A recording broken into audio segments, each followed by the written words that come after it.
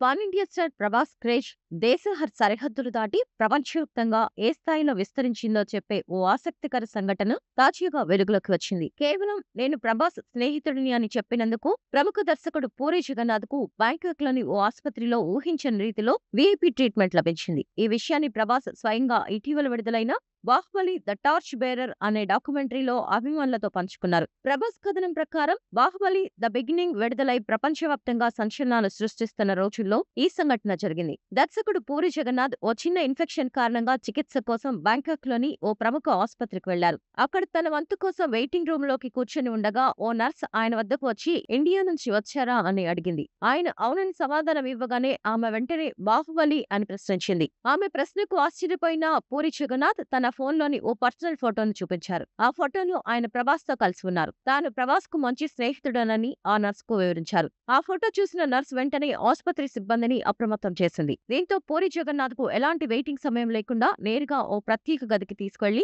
తక్షణమే వైద్య సేవలు అందించారు. ఈ అనూహ్య అనుభవాన్ని పూరి జగన్నాథ్ వెంటనే వాయిస్ మెసేజ్ రూపంలో ప్రభాస్ కు పంపించారు. ఆ సమయంలో దర్శకుడు ఎస్ఎస్ రాజమౌళి, నిర్మాత షోబు యార్లగడ్డతో కలిసి ఉన్న ప్రభాస్ ఆ వాయిస్ మెసేజ్ విని ఆశ్చర్యానికి గురయ్యారు. జపాన్ వంటి దేశాల్లో బాహుబలికి ప్రభాస్ కు భారీ ఫ్యాన్ ఫాలోయింగ్ ఉందని వారికి తెలుసు. కానీ ఎవరూ ఊహించని విధంగా బ్యాంకాక్ లో ఓ సాధారణ ఆసుపత్రిలో కూడా బాహుబలి ప్రభావం ఈ స్థాయిలో ఉండడం చిత్ర బృందాన్ని సైతం ఆశ్చర్యపరిచింది. ఇది ప్రభాస్ గ్లోబల్ స్టార్డమ్ కు నిదర్శనంగా నిలిచింది. ఇదే డాక్యుమెంటరీలో ప్రభాస్, రాణా దగ్గుపాటి, అనుష్క శెట్టిలు బాహుబలి 3 చిత్రంపై పరోక్షంగా కొన్ని హింట్స్ ఇవ్వడం అభిమానుల్లో కొత్త ఉత్సాహాన్ని నింపుతోంది. ఇక ప్రభాస్ కెరీర్ విషయానికొస్తే ప్రస్తుతం ఆయన వరుస పాన్ ఇండియా చిత్రాలతో బిజీగా ఉన్నారు. హను రఘుపొడి దర్శకత్వంలో ఫౌజీ, సందీప్ రెడ్డి, వంక దర్శకత్వంలో స్పిరిట్, అలాగే కల్కి 2898 ఏడీ చిత్రానికి సీక్వెల్ కూడా ఆయన లైనప్ లో ఉన్నాయి.